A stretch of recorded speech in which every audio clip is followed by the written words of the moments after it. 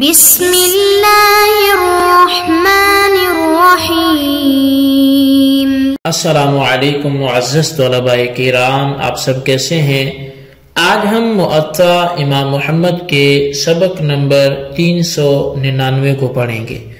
آج کے ہمارے سبق کا عنوان ہے اللہ کے لیے محبت کرنے کا بیان۔ آج کے ہمارے سبق میں ہم ایک حدیث پڑھیں گے اور بڑی پیاری حدیث پاک پڑھیں گے۔ باب ہے باب الحب فی اللہ، یہ باب ہے اللہ کے لیے محبت کرنے کے بیان میں۔ اخبرنا مالک اخبرنا اسحاق بن عبد الله بن ابی طلحة عن انس بن مالک ان اعرابیا اتى رسول الله صلی اللہ علیہ وسلم فقال يا رسول الله صلى الله عليه وسلم متى الساعة؟ قال وما أعددت لها؟ قال لا شيء والله إني لقليل الصيام والصلاة وإني لأحب الله ورسوله قال إنك مع من أحببت۔ امام محمد رحمۃ اللہ علیہ حدیث پاک ذکر کرتے ہیں، فرماتے ہیں کہ امام مالک نے ہمیں خبر دی ہے، اور وہ فرماتے ہیں کہ ہم سے اسحاق بن عبداللہ بن ابو طلحہ رضی اللہ تعالیٰ عنہ نے انس بن مالک کے حوالے سے بیان کیا ہے کہ ایک دیہاتی رسول اللہ صلی اللہ علیہ وسلم کی خدمت میں آیا، تو اس نے کہا کہ اے اللہ کے رسول قیامت کب آئے گی؟ تو آپ نے فرمایا کہ تو نے قیامت کے لیے کیا تیاری کر رکھی ہے؟ اس نے عرض کیا کچھ بھی نہیں ہے، میں تو بس وہی جو روزے ہیں اور تھوڑی نمازیں ہیں انہی والا ہوں، لیکن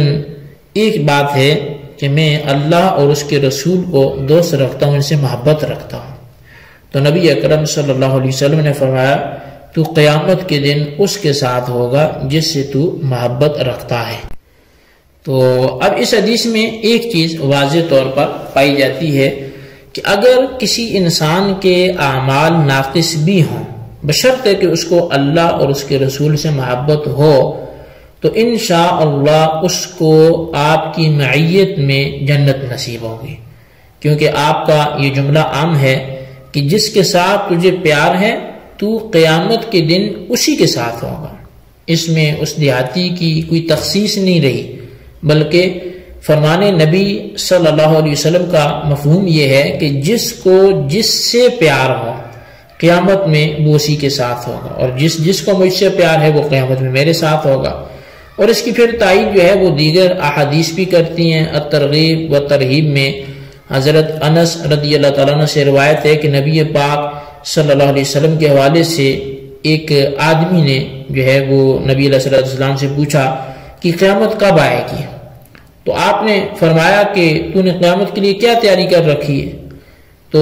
اس نے بھی جو ہے وہ جواب یہی دیا کہ قال لا شیء الا انی احب اللہ ورسولہ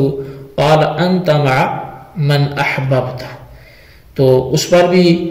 اس نے کہا جی کہ میں نے تو کچھ نہیں تیاری کی سوائے اس کے کہ میں اللہ اور اس کے رسول سے محبت رکھتا ہوں۔ تو نبی علیہ السلام فرمایا کہ تو قیامت میں اسی کے ساتھ ہوگا جس سے تو دنیا میں محبت رکھتا تھا۔ اب اس پر جو ہے وہ حضرت انس رضی اللہ تعالیٰ عنہ جو فرماتے ہیں قال انس فما فرحنا بشیء فرحنا بقول نبی صلی اللہ علیہ وسلم انت مع من احببت۔ تو اب اس پر حضرت انس رضی اللہ عنہ کیا فرما رہے ہیں؟ آپ فرماتے ہیں کہ ہمیں کبھی کسی چیز کی بھی اتنی خوشی نہ ہوئی کہ جتنی خوشی ہمیں رسول اللہ صلی اللہ علیہ وسلم کے اس قول کی ہوئی کہ تو کل قیامت کو اسی کے ساتھ ہوگا جس کے ساتھ تجھے محبت ہے۔ اب حضرت انس بن مالک رضی اللہ عنہ نے کہا کہ میں نبی پاک صلی اللہ علیہ وسلم اور حضرت ابو بکر صدیق عمر فاروق سے محبت رکھتا ہوں، اور ان کے ساتھ محبت کی وجہ سے میں امید رکھتا ہوں کہ میں کل قیامت کو انہی کے ساتھ ہوں گا۔ تو اب یہ الترغیب و ترہیب کے حوالے سے تھی، لیکن اس کے بعد انہوں نے لکھا رواہ البخاری و مسلم۔ تو اب یہ ایک بڑی پیاری بات ہے، یعنی کہ صحابہ کرام کو دیکھیں وہ کیا کہتے ہیں کہ ہمیں اس سے بڑھ کر کبھی خوشی حاصل نہ ہوئی کہ ہم جن سے محبت رکھتے ہیں وہی یہ فرما رہے ہیں کہ کل تم انہی کے ساتھ ہوگے جس سے تم دنیا میں محبت رکھتے تھے، اور چونکہ ہماری محبت سوائے رسول اللہ کی ذات کے اس مخلوق میں اور کسی سے نہیں ہے، تو اس لیے یہ ہمارے لیے ایک تمغہ بن گیا، ایک اعزاز بن گیا کہ ہم رسول اللہ کے ساتھ ہی ہمارا حشر بھی ہوگا۔ تو معلوم یہ ہوا کہ اس بخاری مسلم کی متفق علیہ حدیث نے یہ بات ثابت کر دی ہے کہ یہ حدیث اسی عرابی کے ساتھ خاص نہیں ہے، بلکہ یہ عام ہے۔ جس کو کسی سے دنیا میں پیار ہوگا تو قیامت میں وہ اسی کے ساتھ ہوگا۔ اب اسی مفہوم کو لے کر حضرت انس بن مالک رضی اللہ تعالیٰ نے فرمایا کہ آپ کے اس جملے سے ہمیں اتنی خوشی ہوئی کہ جتنی کبھی خوشی نہیں ہوئی تھی، کیونکہ جب عرابی کو آپ کی معیت کا یہ انعام صرف آپ کے ساتھ محبت کامل کی وجہ سے جو ہے وہ حاصل ہو رہا ہے، تو پھر مجھے رسول اللہ، ابو بکر صدیق، عمر فاروق اعظم رضی اللہ عنہ سے پیار ہے، لہٰذا میں بھی اس پیار کی وجہ سے قیامت میں ان کے ساتھ ہوں گا۔ اور اس حدیث میں جو ہے ایک اور بات بڑے اعلیٰ درجے کی معلوم ہوئی کہ اعمال جو ہیں وہ فرع ہیں، اور جو محبت رسول ہے یہ تمام اعمال کی اصل اور جان ہے، یعنی محبت رسول کے بغیر اعمال بیکار ہیں۔ اس لیے رسول اللہ صلی اللہ علیہ وسلم نے فرما دیا کہ جس کو اپنے والدین، بہن بھائی اور بیوی سے زیادہ میں محبوب نہ ہوں وہ مسلمان ہی نہیں ہو سکتا۔ تو معلوم یہ ہوتا ہے کہ ماں باپ اولاد سے زیادہ پیار نبی علیہ السلام اور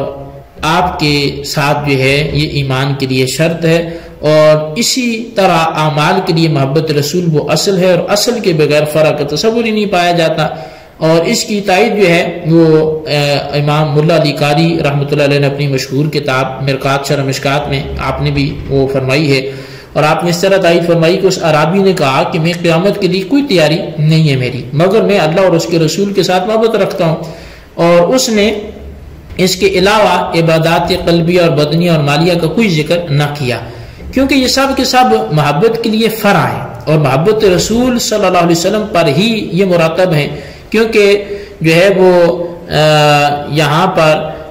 ظاہرین کے مقامات اور اس شرعی سفر کے چلنے والوں کے منازل کا اعلیٰ درجہ وہ محبت ہی ہے، تو وہ اللہ کی محبت کا سبب اور اس کا نتیجہ ہے۔ تو اللہ تعالیٰ نے فرمایا کہ اللہ ان سے محبت کرتا ہے جو اس سے محبت کرتے ہیں، اور فرمایا کہ نبی علیہ السلام سے اگر تم اللہ سے محبت کرنا چاہتے ہو تو میری اتباع فرماؤ، اللہ تم سے محبت فرمائے گا۔ قل ان کنتم تحبون اللہ فاتبعونی یحببکم اللہ۔ اور ان کے نزدیک یہ واضح طور پر معلوم ہوا کہ سوائے اتباع کے خالی محبت جو ہے وہ زیادہ فائدہ مند نہیں ہے، اور نبی پاک صلی اللہ علیہ وسلم نے فرمایا کہ تم اسی کے ساتھ ہوگے جس سے تم محبت کرتے ہو، یعنی مل جائے گا اس سے، اس آدمی سے کہ جس کے ساتھ اسے محبت زیادہ ہے، یعنی جان سے، اعمال سے، اور اس کی جو ہے وہ ہر چیز سے بڑھ کر محبت کرتا ہو۔ تو بہرحال یہ ہے کہ اب اس حوالے سے بخاری مسلم میں بھی حدیث موجود ہے کہ لا یؤمن احدکم حتی اکون احب الیہ من والدہ وولدہ والناس اجمعین، کہ کوئی بندہ جو ہے اس وقت تک کامل ایمان والا ہو ہی نہیں سکتا جب تک کہ میں اس کی جان، اس کے مال اور ہر شے سے بڑھ کر اس کے زیادہ جو ہے وہ محبوب نہ ہو جاؤں۔ تو بہرحال اسی طرح حضرت فاروق اعظم رضی اللہ تعالیٰ عنہ کے حوالے سے ہماری گزشتہ جو ہے وہ باتیں چلتی رہی ہیں، تو محبت رسول میں بھی جو ہے وہ آپ رضی اللہ تعالیٰ عنہ کی مثال جو ہے وہ نہیں ملتی، اور وہ جو اتباع تھی اخلاق کے اعتبار سے، زہد و تقوی کے اعتبار سے، تو وہ بھی اسی محبت رسول کا ہی شاہکار تھی۔ اور فاروق اعظم رضی اللہ تعالیٰ عنہ نے آپ باقاعدہ جو ہے نبی علیہ السلام نے آپ کے سینے پہ ہاتھ رکھا،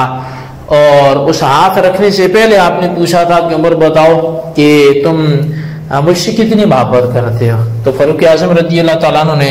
عرض کیا کہ حضور میں آپ سے بہت زیادہ محبت کرتا ہوں، میں آپ سے اپنے مال سے زیادہ، دنیا کی کوئی دولت ہو میں سب سے زیادہ آپ سے محبت کرتا ہوں، پھر یہاں تک کہ میں اپنی اولاد سے زیادہ آپ سے محبت کرتا ہوں، لیکن جان جو ہے اس کا آپ نے استثناء فرمایا